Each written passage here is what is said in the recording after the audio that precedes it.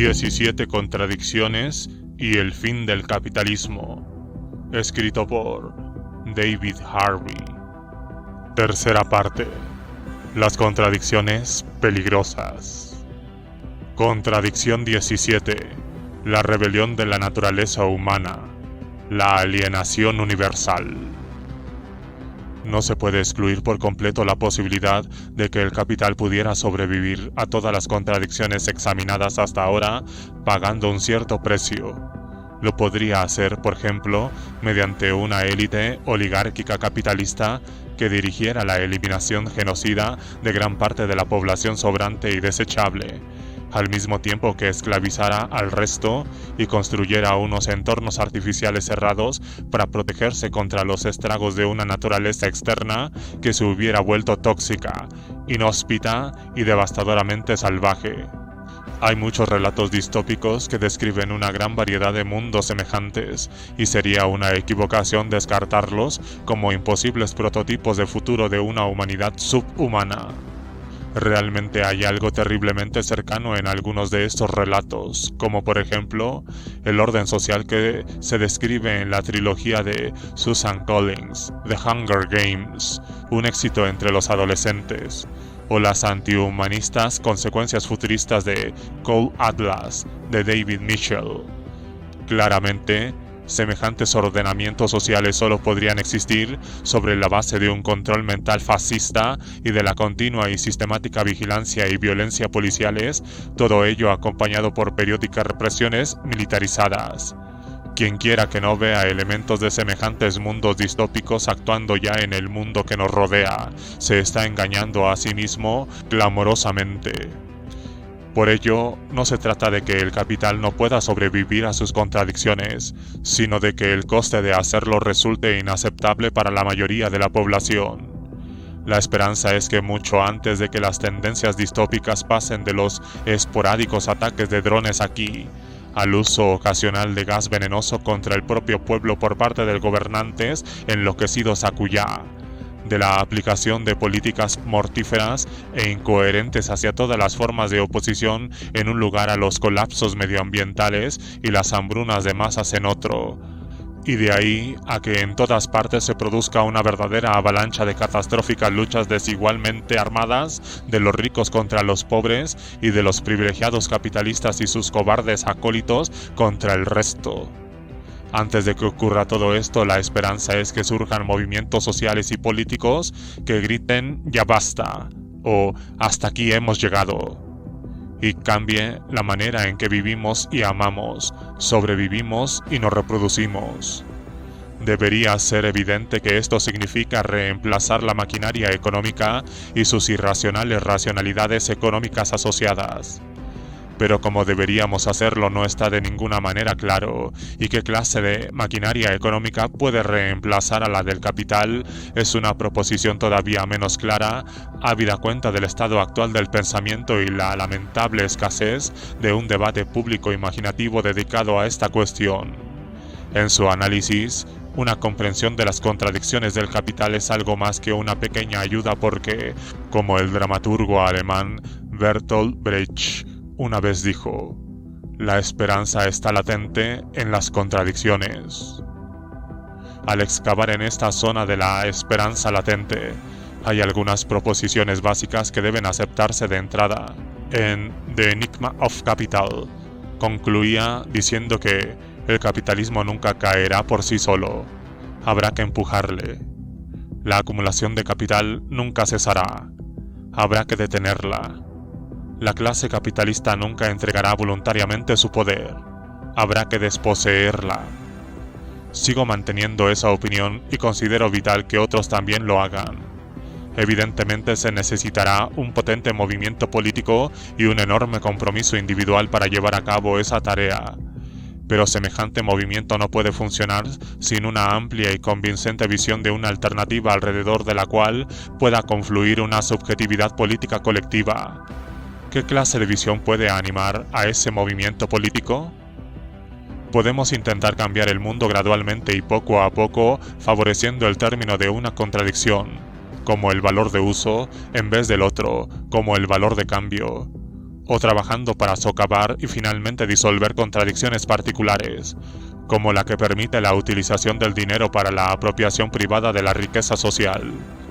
Podemos intentar cambiar la trayectoria definidas por las contradicciones cambiantes, hacia tecnologías no militaristas y una mayor igualdad en un mundo de libertades democráticas. Como he tratado de demostrar a lo largo de este libro, entender las contradicciones del capital ayuda a desarrollar una visión a largo plazo de la dirección general en la que deberíamos estar moviéndonos.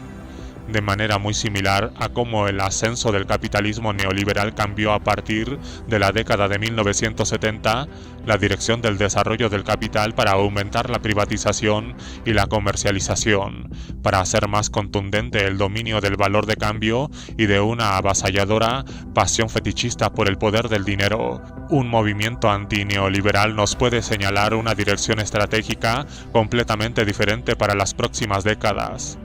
Hay señales en la bibliografía especializada, así como en los movimientos sociales, de al menos una predisposición para intentar rediseñar un capitalismo basado en unas relaciones ecológicamente más sensibles y en unos niveles mucho más elevados de justicia social y gobernanza democrática.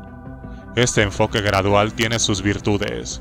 Propone un movimiento pacífico y no violento hacia el cambio social del tipo que inicialmente se observó en las primeras etapas de las plazas de Tahrir, Sintagma y Taksim, aunque en todos estos casos el Estado y las autoridades policiales pronto respondieron con asombrosa brutalidad y violencia, probablemente porque estos movimientos tenían el descaro de ir más allá de los límites de la tolerancia represiva.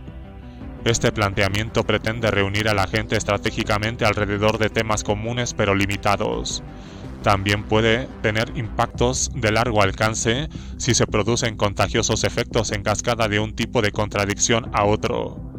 Podemos imaginar qué pasaría en el mundo si la dominación del valor de cambio y los alienados comportamientos que acompañan a la búsqueda del poder del dinero, como Keynes lo describía, se redujeran simultáneamente y los poderes de los individuos privados para obtener beneficios de la riqueza social se vieran radicalmente reducidos. Podemos seguir imaginando qué sucedería si las alienaciones de la experiencia contemporánea del trabajo, de un consumo compensador que nunca satisface, de indescriptibles niveles de desigualdad económica y de desarmonía en la relación con la naturaleza, se vieran reducidos por una creciente oleada de descontento popular ante los actuales excesos del capital. Nos encontraríamos viviendo en un mundo más humano, con unos niveles de desigualdad y conflicto social mucho más reducidos y una corrupción y opresión políticas mucho menores. Esto no nos dice cómo puede converger unos movimientos de oposición numerosos, pero muy fragmentados, para fusionarse en un movimiento solidario unificado contra el dominio del capital. El enfoque gradual no consigue percibir y afrontar cómo todas las contradicciones del capital se relacionan entre sí y a través de las demás para formar un todo orgánico. Hay verdadera necesidad de una concepción más catalizadora que fundamente y estimule la acción política. Una subjetividad política colectiva tiene que fundirse alrededor de algunos conceptos fundamentales sobre cómo constituir una maquinaria económica alternativa si se quiere afrontar y vencer a los poderes del capital. Sin eso, el capital no puede ser desposeído ni desplazado. El concepto que aquí encuentro más apropiado es el de alienación. El verbo alienar tiene una variedad de significados. Como término legal significa transferir un derecho de propiedad a las manos de otro, enajenar. Yo enajeno un pedazo de tierra cuando se lo vendo a otro. Como relación social se refiere a cómo los afectos, lealtades y confianzas pueden ser alienadas, transferidas, sustraídas de una persona, institución o causa política a otra. La alienación perdida de la confianza en personas o en instituciones como la ley, los bancos o el sistema político puede ser extremadamente perjudicial para el tejido social. Como un término psicológico pasivo, la alienación significa quedarse aislado y separado de alguna valorada conectividad. se experimenta e internaliza como un sentimiento de tristeza y dolor ante alguna indefinible pérdida que no puede recuperarse. Como un estado psicológico activo significa mostrar cólera y hostilidad al verse o sentirse oprimido, marginado o desposeído, y exteriorizar esa cólera y hostilidad arremetiendo, algunas veces sin ninguna clara razón y objetivo racional, contra el mundo en general. Los comportamientos alienados pueden surgir, por ejemplo, porque la gente se siente frustrada ante la falta de oportunidades de vida o porque su búsqueda de la libertad ha acabado en el sometimiento. La diversidad de significados resulta útil. El trabajador o la trabajadora aliena legalmente la utilización de su fuerza de trabajo por un periodo de tiempo establecido a cambio de un salario. Durante este tiempo el capitalista exige la lealtad y atención del trabajador, al mismo tiempo que le pide que confíe en que el capitalismo es el mejor sistema para generar riqueza y bienestar para todos. Sin embargo, el trabajador queda separado de su producto, así como de otros trabajadores, de la naturaleza y de todos los demás aspectos de la vida social durante el tiempo que dura su contrato de trabajo, y normalmente más allá debido a la naturaleza agotadora de este último. La privación y la desposesión se experimentan e internalizan como una sensación de pérdida y tristeza ante la frustración de los propios instintos creativos del trabajador. Finalmente, el trabajador deja de estar melancólico y malhumorado y monta en cólera ante las fuentes inmediatas de su alienación, ya sea contra su patrón por hacerle trabajar demasiado o contra su pareja por querer ir a cenar y tener sexo sin comprender su estado de agotamiento.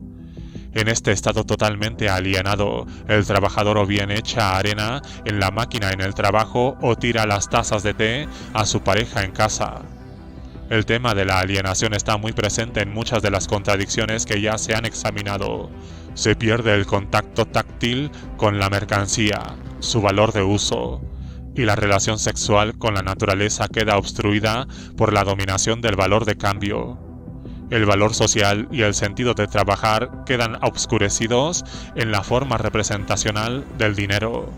La capacidad para alcanzar democráticamente decisiones colectivas se pierde en las constantes batallas entre las racionalidades en conflicto de los intereses privados aislados y de los poderes del Estado. La riqueza social desaparece en los bolsillos de individuos privados, produciendo un mundo de riqueza privada y miseria pública. Los productores directos de valor están alienados del valor que producen. Por medio de la formación de clases se crea un abismo imposible de colmar entre la gente. Una división del trabajo exponencialmente creciente hace cada vez más difícil ver el todo en relación a unas partes cada vez más fragmentadas. Se pierden todas las perspectivas de igualdad o justicia social, aunque la universalidad de la igualdad ante la ley se proclame como la suprema virtud burguesa. Se desbordan los resentimientos acumulados ante la acumulación por desposesión en el ámbito de la realización del capital, por ejemplo, por medio de los desplazamientos y desahucios de hogares. La libertad se vuelve dominación, la esclavitud es libertad. El problema político catalizador que se deriva de todo esto es identificar, afrontar y superar las muchas formas de alienación producidas por la maquinaria económica del capital y canalizar la energía, la ira y la frustración acumuladas que producen hacia una oposición anticapitalista coherente. Nos atrevemos a esperar una relación no alienada con la naturaleza, o al menos no tan alienada y más aceptable humanamente con los demás, con el trabajo que hacemos y con la manera en que vivimos y amamos. Para que esto sea así, hace falta que entendamos la fuente de nuestras alienaciones, y eso es exactamente lo que el estudio de las contradicciones del capital contribuye tanto a aclarar. El planteamiento marxista tradicional de la transformación revolucionaria en pos del socialismo-comunismo ha consistido en centrarse en la contradicción entre las fuerzas productivas, la tecnología y las relaciones sociales, la clase. En la tradición de los partidos comunistas históricos, la transición se veía como una cuestión científica y técnica más que subjetiva, psicológica y política. La alienación no se tenía en cuenta, ya que era un concepto no científico que llevaba la marca del humanismo y del deseo utópico articulados por el joven Marx en los manuscritos económicos y filosóficos de 1844 en vez de la ciencia objetiva de El Capital. Esta posición cientificista no consiguió captar la imaginación política de alternativas viables a pesar de las apasionadas convicciones de los partidarios de la causa comunista. Tampoco proporcionó ninguna razón subjetiva espiritualmente convincente en vez de científicamente necesaria y objetiva para movilizar armas en un mar de lucha anticapitalista. Ni siquiera pudo afrontar la locura de la razón política y económica dominantes, en parte porque el comunismo científico abrazaba gran parte de esta razón económica y su fijación fetichista con la producción por la producción. Fracasó de hecho en desenmascarar por completo los fetichismos y las ficciones difundidas en nombre de las clases dominantes para protegerse a sí mismo del daño. Por ello, el movimiento comunista tradicional estaba en constante peligro de reproducir involuntariamente esas ficciones y fetichismos. Además, cayó víctima de las visiones estatistas y dogmáticas de los dirigentes de un todopoderoso partido de vanguardia. El centralismo democrático, que a menudo funcionó bien en la oposición y en graves momentos de violenta represión, resultó una desastrosa carga cuanto más cerca estaba el movimiento de ejercer el poder legítimo. Su búsqueda de la libertad produjo sometimiento. Pero hay algo más que un simple grano de verdad en la idea de una contradicción central entre las revoluciones en las fuerzas productivas y sus relaciones sociales conflictivas y contradictorias. Como vimos en el caso de la contradicción 8, existe una profunda conexión entre la evolución técnica del capital y la transformación radical del trabajo y de valor social, pero las implicaciones se multiplican cuando abordamos esta y otras contradicciones desde el punto de vista de la alienación, como las que surgen de las divisiones del trabajo. André Gortz ha sido un pionero en esclarecer esto, así que aquí simplemente seguiré sus pasos. La realización económica del trabajo, que se produce con el desarrollo capitalista de la potencia tecnológica, señala Gortz, crea individuos que, estando alienados en su trabajo, necesariamente estarán igualmente alienados en su consumo y finalmente en sus necesidades. Cuanto más dinero disponga, y el dinero, como hemos visto, tiene el potencial de aumentar sin límite incluso en las cuentas corrientes de los individuos particulares, más deben aumentar sus necesidades individuales si tienen que representar su papel económico como consumidores racionales desde el punto de vista del capital. Se establece una relación dialéctica, una espiral de interrelaciones entre el deseo de dinero y una economía de necesidad fomentada dentro del orden social. La idea de una buena vida estable y de un buen vivir conforme a necesidades modesta queda desplazada por un deseo insaciable de obtener más y más poder monetario para dominar más y más bienes de consumo.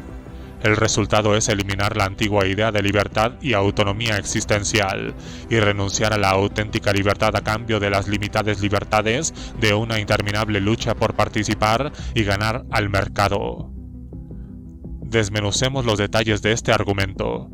La cuestión esencial, dice Gortz, es el grado en que las habilidades y facultades que emplea un trabajo constituyen una cultura ocupacional, y el grado en que hay una unidad entre la cultura ocupacional y la cultura de la vida cotidiana, entre el trabajo y la vida. En otras palabras, el grado en que la implicación en el trabajo supone el enriquecimiento o el sacrificio del propio ser individual.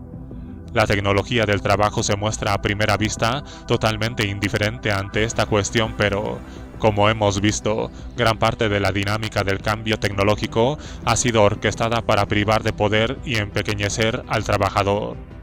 Semejante trayectoria de innovación es profundamente incompatible con el enriquecimiento de su vida. La tecnología no propicia, ni puede hacerlo, una cultura específica por encima y más allá de lo que ella misma domina. La violencia de la tecnología se encuentra en la manera en que corta el vínculo entre la persona y la interacción sensorial con el mundo. Gortz señala que es una forma de represión que niega nuestra propia sensibilidad. La ternura y la compasión no se permiten. La naturaleza, como hemos visto, es tratada de una forma instrumental y eso genera violencia contra la naturaleza y contra nuestro cuerpo y el de los demás. La cultura de la vida cotidiana es, con toda la perturbadora ambigüedad que contiene esta antinómica creación, una cultura de la violencia o, en su forma más extrema, una sistemática, meditada, sublimada e intensificada cultura de la barbarie. Ello desde luego es más obvio cuando pensamos en los ataques de los drones y en las cámaras de gas, pero el argumento de Gortz afirma que también penetra profundamente en el corazón mismo de la vida cotidiana por medio de los instrumentos que utilizamos diariamente para vivirla, incluyendo todos aquellos que manejamos en nuestro trabajo. Evidentemente hay un profundo anhelo en la cultura popular de humanizar de alguna manera los impactos de esta inhóspita cultura de la tecnología, como lo atestigua la manera en que los replicantes de Blade Runner adquieren sentimientos y en que Sonmi 451 aprende un lenguaje expresivo en Clone Atlas, o en cómo los robots de Wall-E aprenden a preocuparse y a derramar una lágrima mientras que los seres humanos, abotargados por bienes de consumo compensatorios, flotan pasivamente solo cada uno de ellos en su alfombra mágica individual por encima de un mundo en ruinas que los robots intentan poner en orden. E incluso, más negativamente, en cómo HAL, en Ordenador 201, una odisea en el espacio, se vuelve un canalla. La absoluta imposibilidad de este sueño de humanizar la tecnología no desalienta su repetida expresión. Así pues, ¿dónde vamos a encontrar una manera más humana de reconstruir nuestro mundo? Trabajar, insiste Gortz, no es solo la creación de riqueza económica, es al mismo tiempo un medio de autocreación. Por ello también tenemos que preguntar, a propósito de los contenidos de nuestro trabajo, si éste produce la clase de hombres y mujeres que queremos que conformen la humanidad. Sabemos que muchos, si no la mayoría de los que trabajan, no están contentos con lo que hacen. Una reciente encuesta exhaustiva realizada por Gallup en Estados Unidos mostraba, por ejemplo, que alrededor del 70% de los trabajadores a tiempo completo o bien odiaban ir a trabajar o habían desconectado mentalmente y se habían convertido, de hecho, en saboteadores que propagaban el descontento por todas partes y de ese modo pasaban una buena factura a su empleador en forma de pérdidas de eficiencia. El 30% que estaba comprometido era principalmente lo que Gortz llamaba trabajadores reprofesionalizados, diseñadores, ingenieros, directivos de sistemas muy complejos. Gortz se preguntaba si esta clase de trabajadores está más cerca de un posible ideal de humanidad que los tipos más tradicionales de trabajadores. ¿Pueden las tareas complejas que tienen asignadas llenar su vida y dotarla de sentido sin distorsionarla simultáneamente? En una palabra, ¿cómo se vive este trabajo? ¿Puede trascenderse la violencia de la cultura técnica? La respuesta de Gortz es desalentadora. La tecnología sin duda puede utilizarse para aumentar la eficiencia del trabajo y reducir el esfuerzo que supone y el número de horas que conlleva, pero tiene un precio. Crea una separación entre el trabajo y la vida y entre la cultura ocupacional y la cultura de la vida cotidiana. Exige una despótica dominación de uno mismo a cambio de una creciente dominación de la naturaleza. Reduce el campo de la experiencia vívida y la autonomía existencial. Separa al productor del producto hasta el punto que él o ella ya no sabe el propósito de lo que hace. Si esto no es la alienación total dentro del proceso de trabajo, entonces, ¿qué es? El precio que tenemos que pagar por la tecnificación solamente es aceptable, continúa Gortz, si ahorra trabajo y tiempo. Este es el objetivo declarado y no puede haber otro. Se trata de permitirnos producir más y mejor en menos tiempo y con menos esfuerzo. Aquí no hay ninguna ambición de que el trabajo llene la vida de cada individuo y sea la principal fuente de sentido, lo cual define el núcleo de la contradicción dentro del proceso laboral. Al ahorrar tiempo y esfuerzo en el trabajo, la tecnología destruye todo sentido para el trabajador. Un trabajo cuyo resultado y objetivo sea ahorrar trabajo no puede, al mismo tiempo, glorificarlo como la fuente esencial de la identidad y la satisfacción personales. El significado de la actual revolución tecnológica no puede ser rehabilitar la ética del trabajo y la identificación con el propio trabajo. Solo podría tener significado si liberara al trabajador de la ingrata tarea del trabajo a cambio de actividades no laborales en las que podamos, el nuevo tipo de trabajador incluido, desarrollar esa dimensión de nuestra humanidad que no encuentra salida en el trabajo tecnificado. Ya sea que tome la forma de desempleo, marginalización y falta de seguridad laboral, o de una reducción general de las horas de trabajo, la crisis de la sociedad basada en el trabajo, es decir, basada en el trabajo en el sentido económico de la palabra, obliga a los individuos a buscar fuera de él fuentes de identidad y de pertenencia social. Solamente fuera de el trabajador tiene la posibilidad de alcanzar la satisfacción personal, de adquirir una autoestima y, por lo tanto, la estima de otros. La sociedad en general ha sido obligada a hacer una elección existencial. O bien tenía que reducirse la esfera económica de la acumulación de capital para permitir el libre desarrollo de las capacidades y potencialidades humanas fuera de la tiranía del mercado y del trabajo, o bien la racionalidad económica tendría que hacer que las necesidades de los consumidores crecieran por lo menos tan rápidamente como la producción de mercancías y de servicios mercantilizados. Este es exactamente el problema que identifica Martin Ford, salvo que él evita hablar de cualquier alternativa a la racionalidad económica capitalista. Pero en esta última eventualidad, el camino que realmente se eligió, dice Gortz, el consumo tendría que ser organizado al servicio de la producción.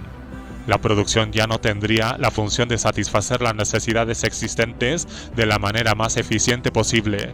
Por el contrario, serían las necesidades las que cada vez más tendrían la función de permitir que la producción siguiera creciendo. El resultado ha sido paradójico. La ilimitada eficiencia máxima de la realización del capital exige una ilimitada ineficiencia máxima en la satisfacción de las necesidades y un ilimitado despilfarro máximo en el consumo. Hacía falta derribar las fronteras entre necesidad, deseos y pretensiones. Había que crear el deseo por productos más apreciados del mismo o inferior valor de uso que los anteriormente empleados. Había que dar a los deseos la imperiosa urgencia de la necesidad. En resumen, había que crear una demanda. Había que crear consumidores para los bienes que eran más rentables de producir y, con este objetivo, había que reproducir incesantemente nuevas formas de escasez en el corazón de la opulencia por medio de la innovación y obsolescencia aceleradas, por medio de la reproducción de desigualdades a un nivel cada vez mayor. La creación de necesidades adquirió preferencia sobre la satisfacción de la mayoría de la gente. La racionalidad económica necesitaba elevar continuamente el nivel de consumo sin elevar el grado de satisfacción. Llevar más lejos la frontera de lo suficiente, mantener la impresión de que no podía haber bastante para todos. La estratificación del consumo, en la que el consumismo de una clase rica y parasitariamente ociosa llevaba la voz cantante y abría el camino, se volvió decisiva para asegurar la realización del valor. Esto es lo que exponía brillantemente Thorstein Veblen en Theory of the Leisure Class, publicado ya en 1899. Sin embargo, ahora sabemos que si semejante clase no existiera, habría que inventarla. Se necesita un consumo alienante para resolver el dilema de una demanda efectiva anémica fruto de la represión salarial y de un desempleo tecnológicamente inducido para la masa de los trabajadores y trabajadoras. Estos últimos, sumergidos y rodeados a cada paso por un mar de consumo cada vez más ostentoso, se encuentran asimismo buscando frenéticamente maximizar a cualquier precio los ingresos, trabajando cada vez más horas para poder satisfacer unas necesidades artificialmente intensificadas, así como para mantenerse a la altura de los demás. En vez de trabajar menos horas, como lo permitiría las nuevas tecnologías, la mayoría de la gente trabaja más, lo cual también cumple un fin social. Permitir que cada vez más individuos tengan un tiempo libre donde perseguir sus propios objetivos de autorrealización es aterrador para las perspectivas de futuro del continuo y firme control del capital sobre las masas trabajadoras, tanto en el lugar de trabajo como en el mercado. La racionalidad económica capitalista no tiene espacio para un tipo auténticamente libre que ni produce ni consume riqueza comercial, señala Gortz. Exige el empleo a jornada completa de aquellos que están empleados en virtud no de una necesidad objetiva sino de su lógica originaria. Los salarios tienen que establecerse de tal forma que induzcan a los trabajadores a realizar el máximo esfuerzo. Las reivindicaciones salariales planteadas por los sindicatos son de hecho las únicas reivindicaciones que no debilitan la racionalidad del sistema económico. El consumo racional en relación a la constante acumulación de capital, se vuelve una necesidad absoluta para la supervivencia de éste. Por otra parte, las reivindicaciones que se centran en las horas de trabajo, en su intensidad, su organización y su naturaleza, están preñadas de un radicalismo subversivo. No las pueden satisfacer el dinero y golpean la esencia de la racionalidad económica y con ello al poder del capital. El orden basado en el mercado se ve fundamentalmente desafiado cuando la gente encuentra que no todos los valores son cuantificables, que el dinero no puede comprar todo y que lo que no puede comprar es algo esencial o incluso lo esencial. Como reza el eslogan de la campaña publicitaria Priceless, hay algunas cosas que el dinero no puede comprar, para todo lo demás está Mastercard. Persuadir a los individuos de que los bienes y servicios que se les ofrecen compensan adecuadamente el sacrificio que tiene que hacer para obtenerlos y que semejante consumo constituye un refugio de felicidad personal que les diferencia de la multitud es algo que habitualmente pertenece a la esfera de la publicidad comercial. Aquí, los locos de la publicidad, que ahora representan una parte importante de la actividad económica en Estados Unidos, asumen el papel protagonista para causar estragos sobre el orden social. Su atención se dirige a las empresas privadas y a los individuos privados. Su misión es persuadir a la gente para que consuman bienes que ni son necesarios ni siquiera simplemente útiles. Las mercancías se presentan siempre conteniendo un elemento de lujo, de sobreabundancia y fantasía que, al designar al comprador o a la compradora como una persona feliz y privilegiada, le protege de las presiones de un universo racionalizado y de la obligación de comportarse de una manera funcional. Gortz define estos bienes como bienes compensatorios que son deseados tanto o más por su inutilidad como por su valor de uso, porque este elemento de inutilidad en aparatos y ornamentos superfluos, por ejemplo, es el que simboliza la huida del comprador del universo colectivo a un refugio de soberanía privada. Este consumo del exceso, esta inutilidad, es precisamente lo que los locos de la publicidad son unos expertos en vender. Este consumo del exceso está profundamente alejado de la satisfacción de las carencias, necesidades y deseos humanos. Esta es una opinión que suscribe incluso el actual Papa.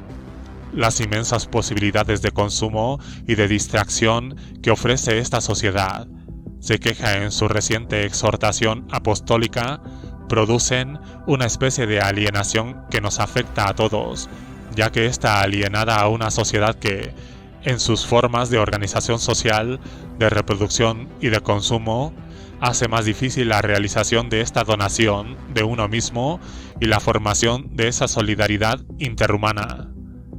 Pero como señala Gortz, los trabajadores funcionales ya aceptan la alienación en su trabajo porque las posibilidades del consumo que ofrece son una adecuada compensación. Solamente pueden existir si simultáneamente se vuelven consumidores socializados. Pero solamente una economía de mercado y la publicidad comercial que la acompaña puede producir este tipo de consumidores. En esto acabó exactamente el movimiento revolucionario de 1968, con toda su proclamada retórica de libertad individual y justicia social. Perdió en el mundo del absurdo consumismo, ahogándose en una riqueza de bienes compensatorios cuya propiedad se tomaba como una señal de la libertad de elección en el mercado de los deseos humanos. El progreso del consumismo absurdo o compensatorio tiene sus propias dinámicas internamente destructivas. Requiere que la destrucción creativa de la que habla Schumpeter se desate sobre la tierra. La vida cotidiana en la ciudad, Las formas ordenadas de vida, de relacionarse y socializarse, se ven una y otra vez perturbadas para hacer sitio a la última moda o fantasía.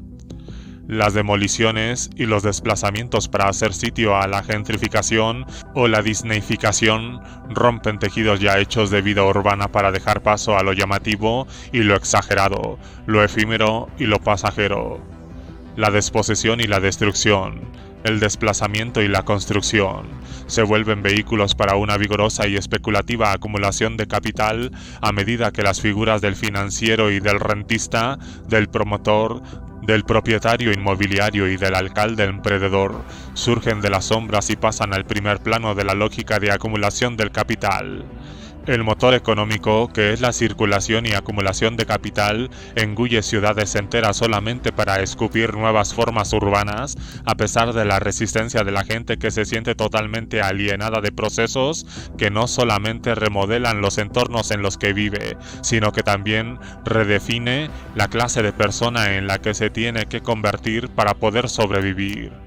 Los procesos de reproducción social son reestructurados por el capital desde el exterior. La vida cotidiana queda pervertida en pro de la circulación del capital.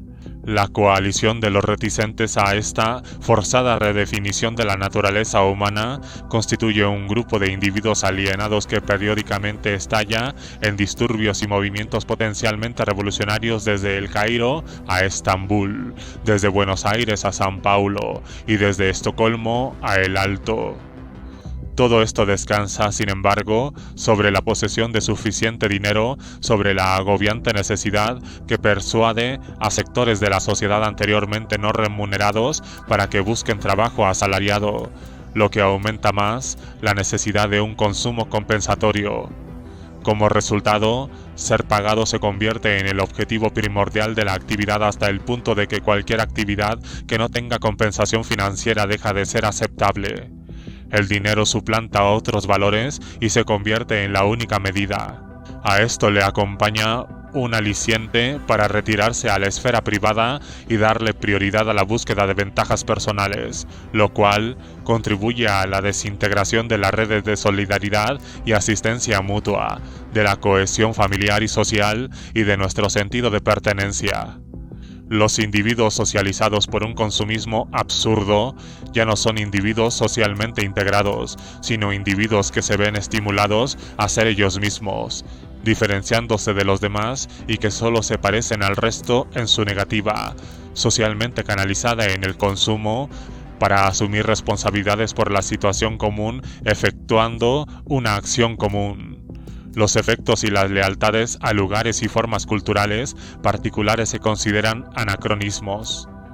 ¿No es esto lo que propuso y finalmente consiguió la propagación de la ética neoliberal? Pero cuanto más tiempo se libera de la producción, más imperativo se vuelve a absorber ese tipo en el consumo y en el consumismo, ya que, como anteriormente se ha argumentado, la racionalidad económica capitalista no tiene espacio para un tiempo auténticamente libre que ni produce ni consume riqueza comercial. El peligro permanente es que unos individuos autónomos y libremente asociados, liberados de las tareas de la producción y bendecidos con toda una serie de tecnologías de ahorro de trabajo y de tiempo para ayudar a su consumo, microondas, lavadoras y secadoras, aspiradoras, por no hablar de la banca electrónica, las tarjetas de crédito y los coches, puedan empezar a construir un mundo alternativo no capitalista. Podrían verse inclinados a rechazar la racionalidad capitalista dominante, por ejemplo, y empezar a evadir sus abrumadoras pero a menudo crueles reglas de disciplina del tiempo. Para evitar semejantes eventualidades, el capital no solo tiene que encontrar maneras de absorber cada vez más bienes y servicios mediante la realización, sino también ocupar de alguna manera el tiempo libre que liberan las nuevas tecnologías. En esto, su éxito no ha sido nada despreciable. Mucha gente se encuentra a sí misma con cada vez menos tiempo para la libre actividad creativa en medio de una generalización de tecnologías que ahorran tiempo tanto en la producción como en el consumo. ¿Cómo se produce esta paradoja? Desde luego, lleva mucho tiempo gestionar, dirigir y mantener toda la parafernalia encaminada a ahorrar tiempo que nos rodea en el hogar, y cuanto mayor es esta, más tiempo se necesita. La pura complejidad de los servicios técnicos de apoyo nos envuelve en interminables llamadas telefónicas o correos electrónicos a centros de atención, compañías de teléfonos y de tarjetas de crédito, aseguradoras, etc.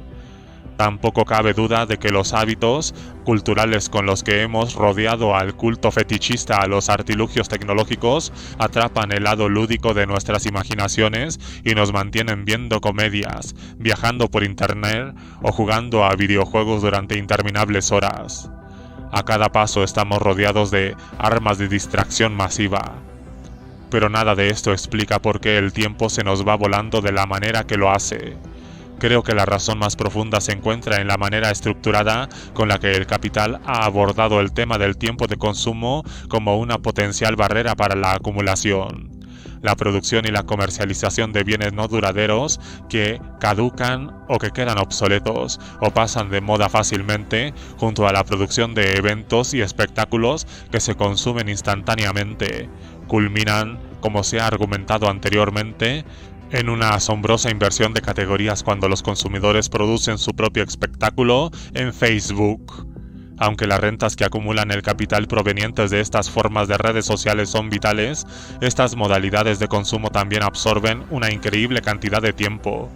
Las tecnologías comunicativas son un arma de doble filo.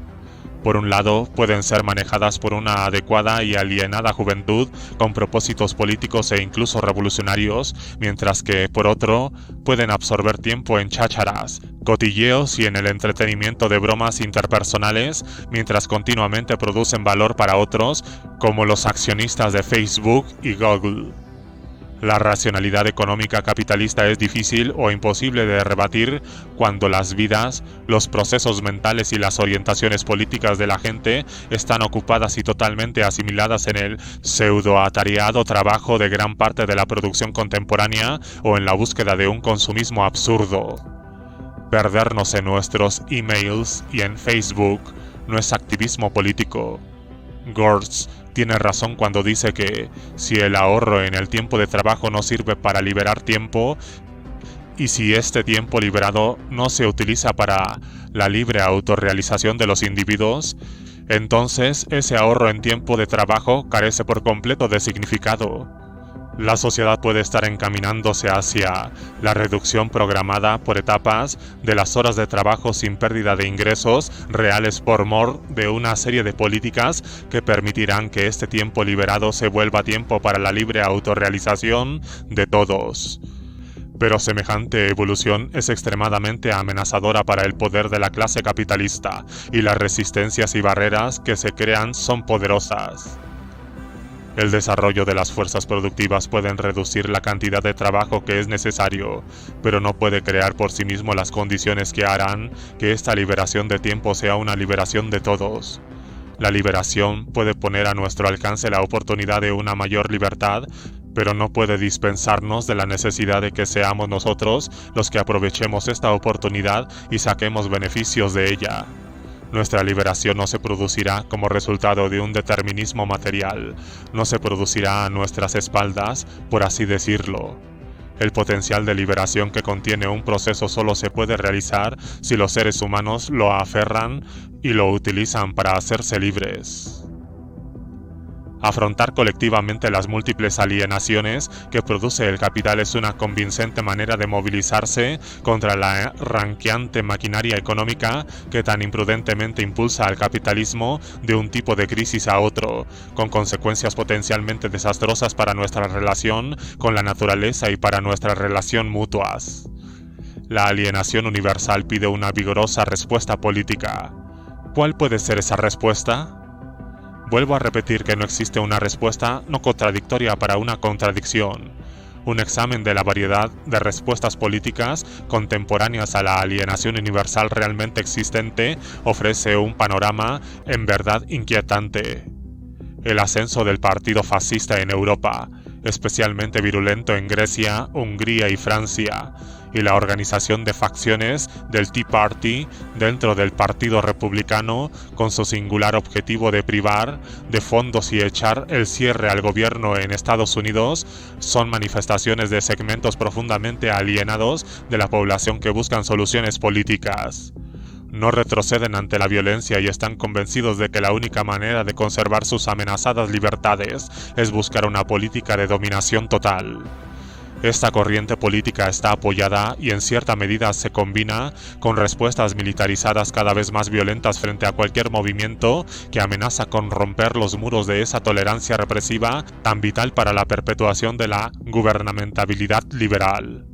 Se pueden ver los ejemplos de la represión policial injustificablemente violenta del movimiento Occupy en Estados Unidos, la respuesta incluso más violenta a las protestas pacíficas en Turquía que empezaron en la plaza de Taksim, la actuación policial en la plaza de Sintagma en Atenas, que huele a las tácticas fascistas de Amanecer Dorado, la continua brutalidad policial contra las protestas estudiantiles en Chile, el ataque organizado desde el gobierno contra las manifestaciones convocadas en Bangladesh por la falta de seguridad en el trabajo, la militarización de la respuesta a la primavera árabe en Egipto, el asesinato de dirigentes sindicales en Colombia y muchos otros ejemplos. Todo esto se produce en medio de una red de vigilancia y control que está creciendo con rapidez, acompañada de una legislación represiva por parte de los aparatos del Estado dirigida a librar una guerra contra el terror y que está dispuesta a considerar cualquier disidencia anticapitalista activa y organizada equivalente a un acto de terrorismo. Existe un amplio acuerdo tanto entre la extrema izquierda como entre la extrema derecha del espectro político estadounidense de que el sistema estatal, tal y como está constituido actualmente, está extralimitándose en sus poderes y que es eso algo contra lo que hay que luchar. Esto señala una generalizada alienación del sistema estatal que históricamente ha asumido la tarea de tratar de construir un consenso y una cohesión sociales, normalmente a partir de la apelación a una ficción artificial sobre la identidad y unidad nacionales entre facciones e incluso clases. El análisis de la gubernamentalidad efectuado por Foucault resulta útil aquí. El Estado autocrático, absolutista y centralizado legado al mundo por Europa después de la fase de militarismo fiscal de los siglos XVI y XVII tenía que adaptarse a los principios y prácticas burguesas, lo que significaba la adhesión a la política utópica de un posible laissez-faire. Esta transición se realizó exitosamente en el caso inglés, utilizando la libertad como un medio de crear gubernamentalidad, como Amartya Sen más tarde defendió para el mundo en vías de desarrollo. Esto significaba que el Estado capitalista tenía que internalizar limitaciones a sus poderes autocráticos y transferir la producción de consenso a los individuos que funcionaban libremente y que interiorizaban las ideas de cohesión social en torno al Estado-nación. Por encima de todo, tenían que consentir la regulación de la actividad a través de los procedimientos del mercado, mientras se imponía límites precisos al poder centralizado. La política del Tea Party, así como la de los autónomos y anarquistas estadounidenses, convergen en el intento de limitar o incluso de destruir el Estado, aunque la derecha lo haga en nombre del puro individualismo y la izquierda en nombre de algún tipo de asociacionismo basado en este último. Lo que es especialmente interesante es cómo el modo de producción existente y sus actuales articulaciones políticas definen tanto los espacios como las estructuras de sus propias formas primarias de oposición. Las prácticas hegemónicas del neoliberalismo, tanto en el escenario político como en el económico, han dado origen a unas formas de oposición descentralizadas y basadas en redes. Las respuestas específicas de la derecha a la alienación universal es tan comprensible como aterradora en sus implicaciones. No puede decirse, después de todo, que las reacciones de la derecha a este tipo de problemas no hayan tenido tremendas consecuencias históricas en el pasado. No podemos aprender de esa historia y concebir respuestas anticapitalistas más apropiadas para una solución progresista de las contradicciones de nuestro tiempo.